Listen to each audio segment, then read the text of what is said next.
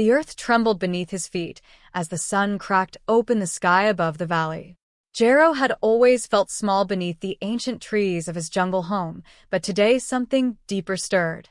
The ground rumbled not from storms or prey, but from a truth buried long before he hatched. He wasn't just a young iguanodon struggling to survive. No. He was born in a time when the world itself was changing. A time when clans would rise or fall and the heartbeat of the land whispered a secret only he could hear. It was time to feel part of something bigger. The jungle stretched wide like a living sea. Every branch shimmered with dew. The trees arched high like guardians of a secret world. Ferns brushed against each other in whispers. The air carried a scent of earth, sap, and something older, something watching. Jero moved slowly at first. His hind legs pressed into the soft ground. His heavy tail balanced him as he pushed forward through the dense undergrowth. Each step stirred birds into sudden flight. But Jero wasn't hunting. He was thinking. He had grown taller in the past few moons. His mother had noticed. His siblings, too. They no longer nudged him with play. They watched him from a distance, sensing the shift. It wasn't just his limbs growing longer. Something deeper had changed. His heart beat with a question he couldn't name. He didn't just want food or safety anymore. He wanted to know why the earth felt like it was waiting. The elders of his herd often told stories. They spoke of thunder lizards and fire falling from the sky.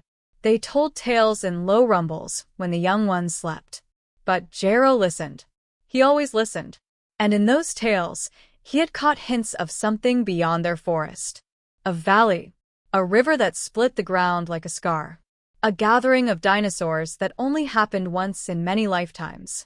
He didn't know why those stories made his chest feel tight. He didn't know why he dreamed of walking alone toward that river.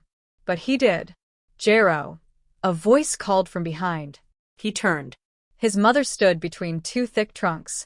Her skin shimmered in the gold morning light. Her eyes were tired but warm. "You left early again," she said. Jero nodded. "I couldn't sleep." She stepped closer. "The dreams again?" He looked down. "Not just dreams. Something else." She pressed her snout to his. "Your father had the same eyes. Always looking beyond." Jero knew little of his father. He had vanished during a storm season when Jero was barely hatched. Some said he wandered too far. Others said he was taken. No one knew for sure. "I want to go to the valley," Jero said quietly. His mother froze. For a long moment, only the rustling of leaves filled the space between them. "That is not a place for the young," she said. "It is a path of trials. I feel like I need to go." She sighed. "Many feel that way at your age. But feeling and knowing are not the same." Jero took a step back. "But what if the stories are true? What if something is coming? What if I'm meant to be part of it?" His mother looked at him with sadness, as if she knew this moment would come but hoped it wouldn't. "Then you must walk carefully," she said. "And never forget where you come from." He nodded, unsure if she had given permission or a warning. Maybe both. The jungle woke around them. Distant roars echoed from deeper canyons. A flock of small feathered creatures darted past, chased by something large. Jero watched them disappear into the brush. His mother nudged him gently. "Eat something. The herd moves by midday." But Jero knew. This morning wasn't just another day. He wasn't just another young iguanodon anymore. Something waited beyond the trees. That evening, when the light turned orange and long shadows danced under the ferns, Jero slipped away. Not from fear or rebellion. From purpose. He moved west, toward the low hills the elders said marked the start of the ancient paths. Every leaf he brushed aside felt like turning a page in a forgotten book. Every step deepened the silence. The jungle behind him faded, replaced by thicker air and taller trees. The kind that held memories in their bark. He passed bones half buried in moss. He passed claw marks on stone. He passed a nest long abandoned, cracked shells still holding shapes of what once lived. By nightfall, he reached a ridge. Below it, the land dipped into shadow. And beyond the shadow, a silver line of water twisted through the earth, the river. Jero's breath caught. It was real, but something else stirred. Not fear. Not awe. Recognition. He wasn't just seeing it. He was part of it. Like a thread pulled tight into a greater weave. Above him, stars blinked alive. Silent watchers in a vast sky. Jero lay beneath them, his body still, his thoughts wild. He didn't know what waited in the valley. He didn't know who he would meet. But he knew this. The world was vast, dangerous, beautiful, and he was finally stepping into it. The river glistened beneath the soft light of dawn, curling through the valley like a silver vein. Mist floated above its surface. Trees lined its edges like quiet witnesses. Jero stood at the edge of the ridge, his breath steady, eyes fixed on the land below. He descended slowly, testing each step. The earth here felt different, denser, older. The songs of birds had changed. The breeze no longer carried just the scents of plants, but something wild and unfamiliar. He was truly beyond his forest now. Midway down the slope, the ground shifted under his weight. A cluster of rocks tumbled down, echoing through the valley. Jero froze, alert. From the corner of his eye, movement. A shadow slipped between the trees. A moment later, a voice, low and cautious. "You're not from here." Jero turned slowly, eyes narrowing. From behind a boulder, a young dinosaur stepped into view. Smaller than Jero, with sleek limbs and feathers that shimmered blue and green. A Truden, agile, curious, intelligent. The Truden tilted his head. "You've got a heavy step. Either you're brave or foolish." "I'm Jero," he said calmly. "And I'm Ray," the Truden replied, circling him. "You smell like fern roots and home." "I came from the jungle," Jero said. "I'm heading to the gathering place. Do you know the way?" Ray's expression changed. He stopped moving. "That place isn't safe. I've heard the stories." Ray sniffed. "Stories don't tell you how sharp the fangs are, or how fast they move." "I need to go anyway." Ray narrowed his eyes, then suddenly smiled. "Then you'll need a guide." Before Jero could answer, Ray darted into the brush. "Keep up if you can, long legs," he called back. Jero hesitated, then followed. They moved through dense glades and narrow trails. Ray was fast, slipping between roots and leaping over stones. Jero struggled at first, but soon matched pace. As they traveled, Ray shared bits of knowledge. "This land changes," he said. "One day a path is clear, the next it's swallowed by mud." "Are there others?" Jero asked. "Plenty. Some friendly, some not. There's a clan of ankylosaurs near the North Rocks. They don't speak much. Then there's the sky ones. Pterosaurs. Traders. They've seen things from above no one else sees." Jero listened, taking it all in. This place was a world of its own. He felt both small and alive. By midday, they reached a flat clearing dotted with stones and broken branches. In the center, a fallen tree lay split open. Ray paused, ears twitching. "We rest here," he said. As Jero lay down, Ray climbed the fallen trunk and scanned the horizon. "You said you're going to the gathering place," Ray said. "Yes," Jero replied. "Why?" Jero hesitated. "I don't know fully. Something's calling me." Ray looked down. "You're not the only one." Jero glanced up. Ray jumped down beside him. "A storm is coming. Not clouds or rain. Something worse. Herds are shifting. Predators are moving in packs they never formed before. I've seen them. I've heard the howls." Jero nodded slowly. "Then we should go faster." They moved again, deeper into the valley. The terrain grew harsher. Cliffs framed both sides. The trees thinned, replaced by tall dry grass and scattered boulders. In the distance, cries echoed, some sharp, some long and low. As night approached, they stopped at a rocky overhang. Ray gathered moss and dry twigs. Jero watched the shadows move in the dying light. "You said something's coming," Jero said. Ray didn't answer at first. Then he spoke, voice softer than usual. "There's talk of a predator clan uniting. Carnotaurus, raptors, even some rogue Spinosaurus. They never worked together before. Now it's different. Something's pushing them." Pushing them? Fear, maybe. Or hunger. Or something worse. Jero's chest tightened. The stories my elders told, they mentioned a time when the land would shift, when the balance would break. Ray met his gaze. Maybe we're living in that time. The next day, as they crossed a wide plain, they encountered others. A young triceratops stood near a stream, drinking cautiously. Her horns gleamed in the sun. She spotted them and stood firm, tail stiff. "I'm not afraid," she said. Ray smirked. Good. "Then come with us." The triceratops blinked. Why? "Because the world is changing," Jero said. "And we're heading toward the only place that might have answers." She hesitated, then nodded. "I'm Mina." As the three of them walked together, Jero felt something shift. They were different, but something bound them. That night, they shared stories. Mina spoke of her herd being scattered by fire and ash. Ray told tales of nests stolen in the night. Jero spoke of dreams and rivers and a need he still couldn't explain. Over the next few days, they crossed more terrain. They passed a mountain that breathed smoke. They crossed a gorge where bones lay scattered. They were chased by a pack of dromaeosaurs and only escaped by leaping into a river. At one point, they met a pair of parasaurolophus who warned them of strange lights in the eastern sky. At another, they passed a broken tree with claw marks taller than Jero. Everywhere they went, the signs grew clearer. The world was on the edge. And yet, something pulled them forward. On the 9th day, they reached the outer edge of the gathering ground. It wasn't what Jero expected. Instead of a great meeting place, it was a fractured land. Cracks split the earth.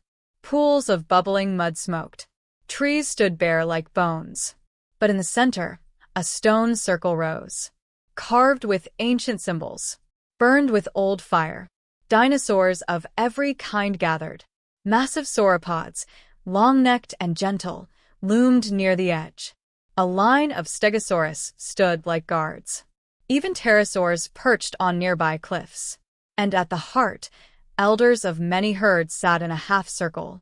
Jero, Ray, and Mina stood at the edge, unsure. A voice boomed from the center. "You have come." An elder Iguanodon stepped forward. His skin marked with age. His eyes deep with time.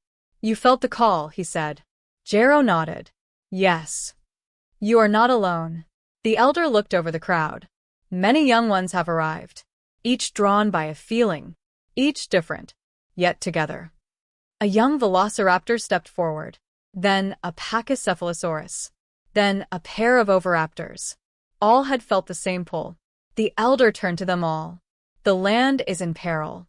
A shadow grows in the northern wastes, one that seeks to consume, not just feed. This is no longer about prey and predator. This is about survival." Silence fell. Then Mina stepped forward. "What can we do?" The elder smiled sadly. "The old ways are failing. The clans must unite. And the young must lead." Jero felt the weight of the moment. He looked at Ray, at Mina, at the others. So different, yet here together. The elder turned to him. "You are not here by accident. You are here because you are part of something bigger." That night, the young ones gathered by a small fire, rare and carefully built. Jero sat silently. Ray tossed pebbles. Mina traced patterns in the dirt. "What now?" Ray asked. "We train," Jero said. "We learn. We prepare." "For what?" Mina asked. "For the world that's coming." Ray grinned. "And maybe we change it." Jero looked up at the stars, just as he had that first night. But now he wasn't alone. And in the quiet between breaths, he no longer felt small. He felt ready. The fire was dying. The wind had turned colder. A strange quiet settled over the gathering ground as if the land itself was holding its breath. Jero stood at the edge of the stone circle, watching the horizon. The others were close.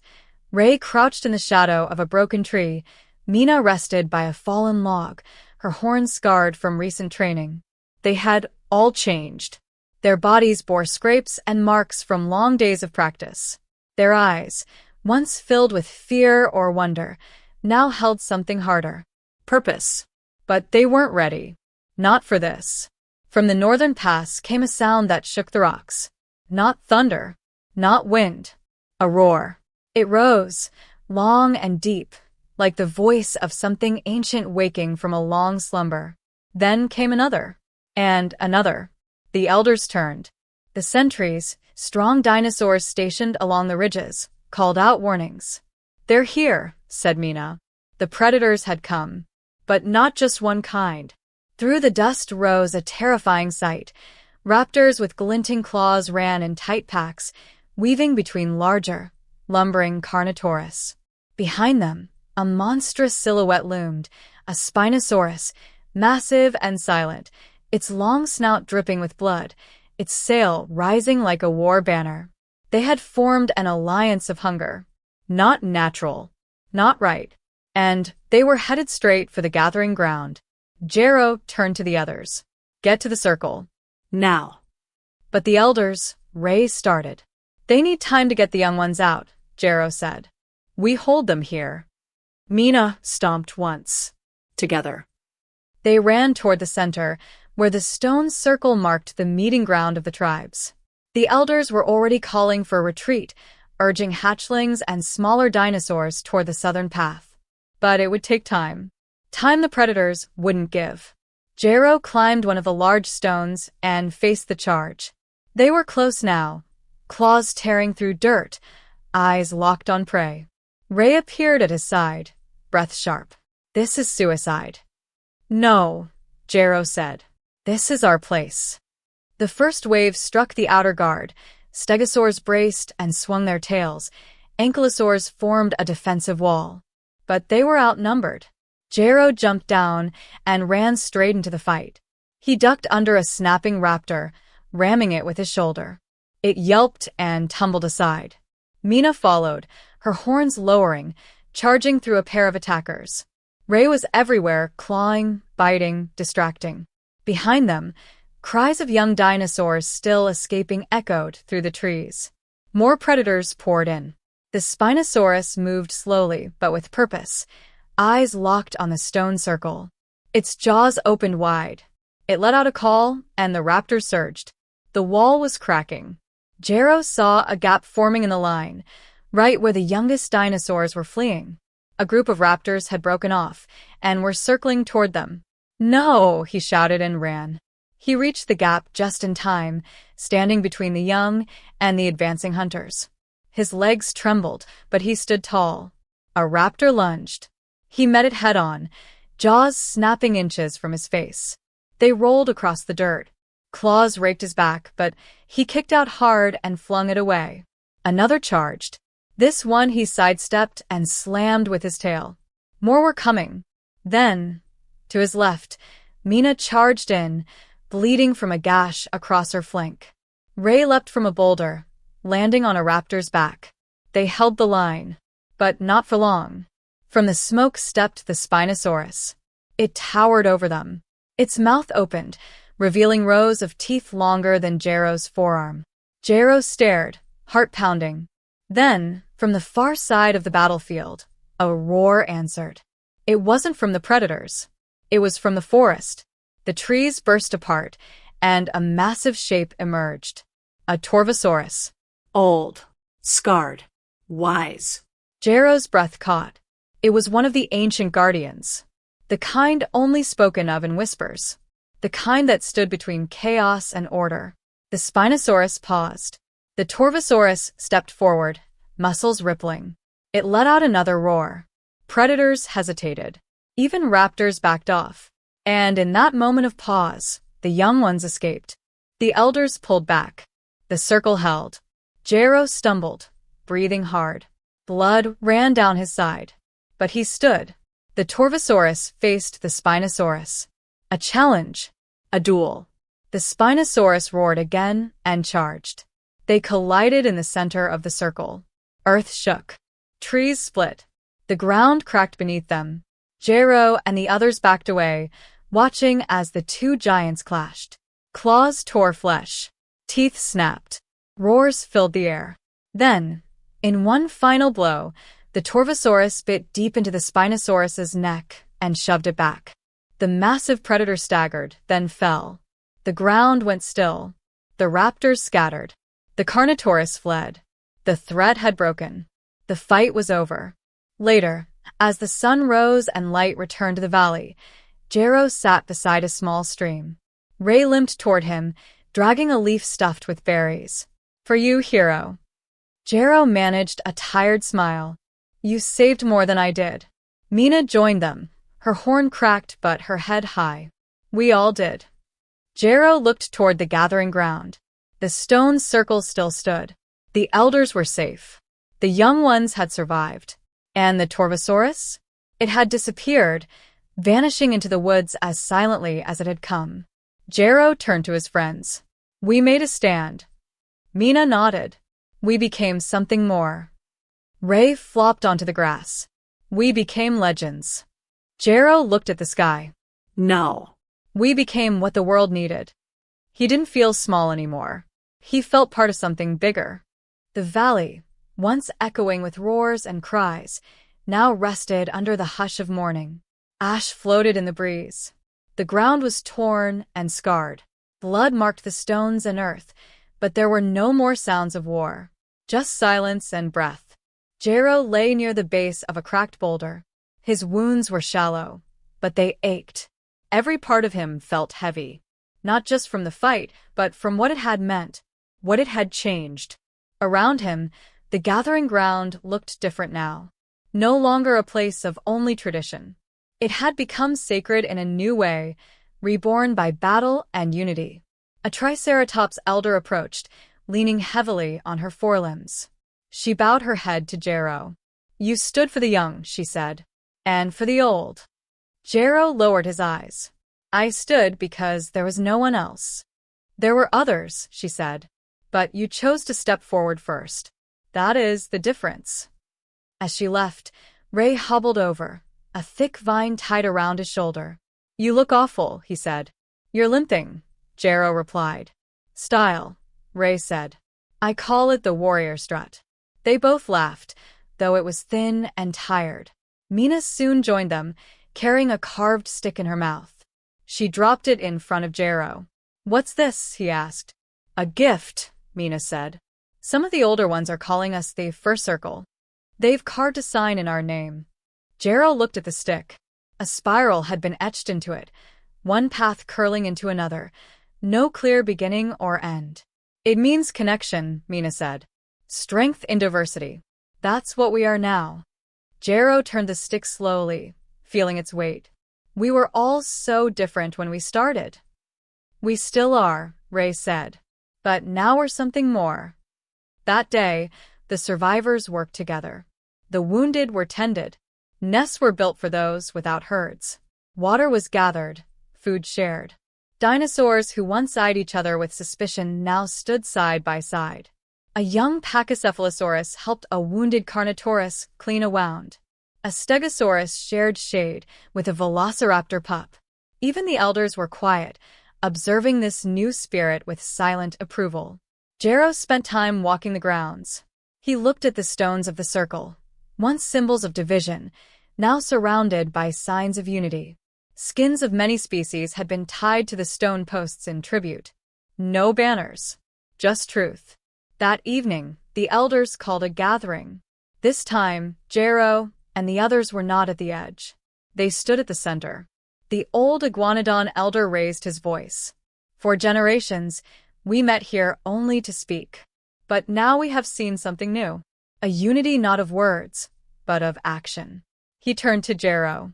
"You walked out of your forest alone, but you return with many." Jero looked at his friends, Ray, Mina, and others who had fought beside them. They were no longer just strangers drawn together by instinct. They were a bond, formed in flame and truth. "What happens now?" Jero asked. The elder looked out across the dinosaurs gathered. "We rebuild, we change, and we remember." He raised his head toward the stars. "The First Circle will lead the formation of the new herds. Not by species, but by choice. No longer predator against prey, but path alongside path." A hush fell, And then a roar, not one of fear, but of support, rose from the crowd. In the days that followed, the valley transformed. Ray helped design lookout posts in the trees for smaller scouts. Mina organized the construction of fortified nest areas where eggs could be safely guarded. Jero worked with the elders to map the lands beyond the valley, seeking paths to more peaceful grounds and new alliances. Stories began to spread, of young ones who stood against giants, of a circle formed by faith, not force. Herds that had once traveled alone now moved together, their footprints crossing. One evening, as the sun dipped low, painting the sky with gold and red, Jero climbed a nearby hill. He looked down on the gathering ground, where fires flickered and laughter carried. Behind him, Ray approached. "You still dreaming of rivers and stars?" Ray asked. "Always," Jero said. "But now I know why." Ray sat beside him. "It's strange," he said. "For most of my life, I only thought about survival. Food. Shelter. Not meaning." Jero nodded. "And now I think about what we leave behind." They sat in silence, watching the valley below. Mina joined them a short time later. "They're building a learning circle," she said. "A place where hatchlings of different species can grow up together." "Good," Jero said. "Let them start different." "No more whispers in the dark," Mina said. "No more fear of each other." Below them, they could see young ones playing, chasing one another through the grass, laughing, tumbling. No prey, no predator, just young, just hope. One morning, Jero woke to find the valley quiet again. The others still slept. The fires had burned low. He stepped away from the camp and returned to the same ridge where he'd first seen the river. The view hadn't changed, but he had. A rustle behind him. His mother stepped into the clearing. He froze. Her face was older, but her eyes were the same. Full of care. Full of knowing. "You found it," she said. Jero walked toward her. "I didn't know what I was looking for. Only that I had to go." She smiled softly. "You weren't looking for something outside. You were finding something inside." He lowered his head to hers. "Thank you for letting me go." It was never mine to stop. They stood together on the ridge, wind moving gently through the trees. "You've changed everything," she said. "I didn't do it alone," Jero replied. "No one ever does." They looked down at the valley, now alive with light and movement and life woven together. Jero breathed deep. He no longer felt the weight of the unknown. He felt the strength of belonging. The valley no longer trembled with fear. It breathed. The earth, scarred from the great battle, had begun to heal. New grass pushed through scorched ground. Young saplings swayed in the breeze. Birds returned to the sky above the gathering ground, singing songs that had not been heard in generations. The old ways had ended. The new had begun. Jero stood on the highest stone of the ancient circle, not as a warrior, not as a dreamer, but as something both and more. Around him, voices rose in calm conversation. Herds mingled freely. Hatchlings played near elders of different species. The stone circle was no longer a symbol of distance, but of shared history. Today was the last day of the old season. Tomorrow they would name the new one. It would be the first time in memory that the seasons were not marked by only the stars or the tides, but by choice. A choice to build something better. Jero looked down at his friends below. Mina led a group of young ones through a trail path, teaching them about safe grazing grounds and hidden water sources.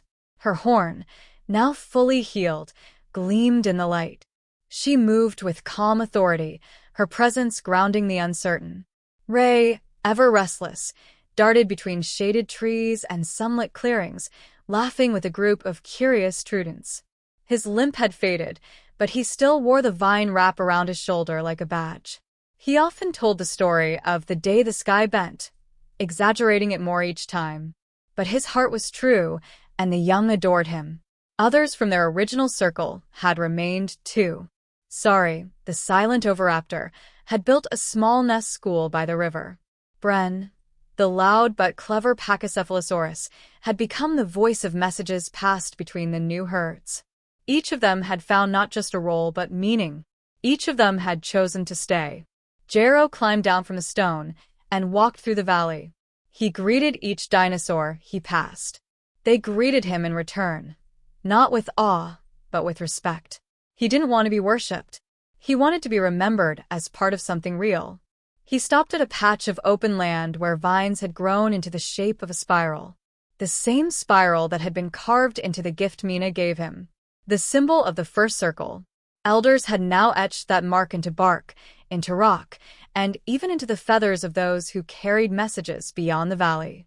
But Jero had no interest in being a symbol. He knelt and planted a seed beside the spiral. Just one. New roots for a new world. That night, under the vast sky, a final gathering was called. Not of fear, of unity. A fire was built at the center of the stone circle.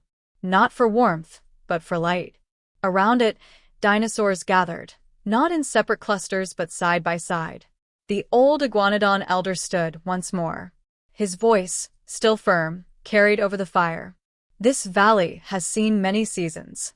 It has seen rise and fall, life and loss. But tonight, we stand in a season no story ever told. He turned to Jero. You were the first to hear the call. Now, speak for what comes next. Jero stood. His legs no longer trembled. His voice no longer searched. He spoke simply. We are not here because we want to fight, he said. We are here because we chose to stand together. He looked at the crowd. We were different before. We were divided. But something brought us together, not just danger. Purpose. He gestured toward the fire. We all belong. And that belonging means we must protect not just ourselves but each other. A quiet fell. Then he said the words that had stirred in his heart since the first time he'd seen the river, since the first time he dreamed of more. This valley is not just a home. It is a promise. A place where every creature, no matter their shape, their horn, their claw, can feel part of something bigger. A murmur spread through the crowd. Then applause. Deep calls. Thudding tails. The stomping of heavy feet in unison. Not noise. Agreement. Belonging. As the fire burned low and the stars spun silently above, Jero walked to the edge of the circle and sat. Ray joined him soon after. No grand speeches tonight, Ray asked, smirking. I think I said what I needed to, Jero replied. Ray nudged him. Well, I'm carving your words into a rock. Maybe a cliff. Mina appeared with a woven leaf basket of fruit. She handed it to both of them. They chose a name for the new season, she said. Jero raised an eyebrow. What is it? She smiled. The season of the circle. Jero closed his eyes for a moment. It was perfect. The next morning, Jero walked again to the ridge where it had all begun. Mist still rose from the valley. The river still curved like a silver thread. The trees still watched with quiet grace. But it wasn't the same world. And he wasn't the same dinosaur. His mother joined him again, older now, but stronger than he remembered. They speak of you in every clearing, she said. I hope they speak of us, he said. All of us. She looked out at the land. Your father would have been proud. Jero touched his snout to hers. I hope he would have walked with us. She nodded. He walks in what you've built. They stood quietly for a long time.